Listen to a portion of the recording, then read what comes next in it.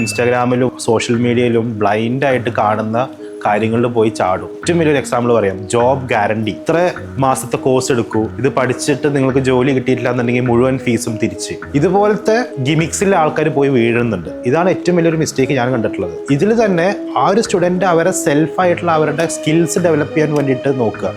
അതല്ലാണ്ട് അക്കാഡമിയെ വിശ്വസിച്ചിട്ടോ ഒരു കോളേജിനെ വിശ്വസിച്ചിട്ടോ ജോബ് പ്ലേസ്മെന്റ് ഗ്യാരണ്ടി മാത്രം കണ്ടുകൊണ്ട് പോകുന്നത്, അവർക്ക് ചിലപ്പോൾ ഒരു എൻട്രി ലെവൽ ജോബ് കിട്ടിയേക്കാം, പക്ഷേ അവർക്ക് സ്കിൽസ് ഇല്ലാത്തടത്തോളം കാലം നാളെ അവർക്ക് ഫ്യൂച്ചറിൽ ഒരു ഗ്രോത്ത് ഉണ്ടായിരിക്കില്ല. പല സ്റ്റുഡൻസിന്റെ കേസ് ഞാൻ കണ്ടിട്ടുണ്ട്. ഇതിൽ ഒരു 99% സ്റ്റുഡൻസും ഇതുപോലെ കയറുന്ന സ്റ്റുഡൻസിന്റെ ഒരു ഫ്യൂച്ചർ ഇല്ല. ഒരു 6 മാസത്തിൽ അല്ലെങ്കിൽ ഒരു വർഷത്തിനുള്ളിൽ ഇവർ ജോലി നിർത്തി വീട്ടിൽ വരും. പ്രോപ്പറായിട്ടൊരു കരിയർ എന്നൊരു രീതിയിൽ ഏവിയേഷനെ കാണുന്ന ഒരു സ്റ്റുഡന്റ് അവരുടെ കരിയർ ഒരിക്കലും ഒരു എൻട്രി ലെവൽ ജോബിലേക്ക് മാത്രം കൺസിഡർ ചെയ്യരുത്. അതിനെ അറ്റ്ലീസ്റ്റ് ഒരു മാനേജറൽ ലെവലിലേക്ക് എത്താൻ വേണ്ടിയിട്ട് എൻ്റെ കയ്യിൽ എന്ത് വേണം, അതിന് ഇന്ന് നമ്മുടെ നാട്ടിൽ ഗ്രാജുവേഷൻ മാൻഡേറ്ററി ആണ്. ഒരു പ്രോപ്പർ എൻട്രി ആണ് അടുത്ത ഏറ്റവും വലിയ ഒരു റിക്വയർമെൻറ്റ്. ഏതെങ്കിലും ഒരു കമ്പനിയിൽ ഒരു എൻട്രി കിട്ടുക എന്നുള്ളത് മാത്രമല്ല, അതൊരു നല്ല കമ്പനിയിൽ ഒരു നല്ല പൊസിഷനിൽ ഒരു എൻട്രി കിട്ടിക്കഴിഞ്ഞാൽ അവരുടെ കരിയറിൻ്റെ പ്രോഗ്രഷൻ ഭയങ്കര അടിപൊളിയായിരിക്കും. ഒരിക്കലും ഒരു കോളേജ് കൊടുക്കുന്ന പ്ലേസ്മെൻറ്റ്സോ അതല്ലെങ്കിൽ കോളേജ് കൊടുക്കുന്ന അഡ്വർടൈസ്മെൻറ്റ്സോ മാർക്കറ്റിങ്ങിലോ അല്ല, അവൻ പഠിക്കുന്നത് എന്താണ്, എന്ത് സ്കിൽസ് എനിക്ക് കിട്ടും,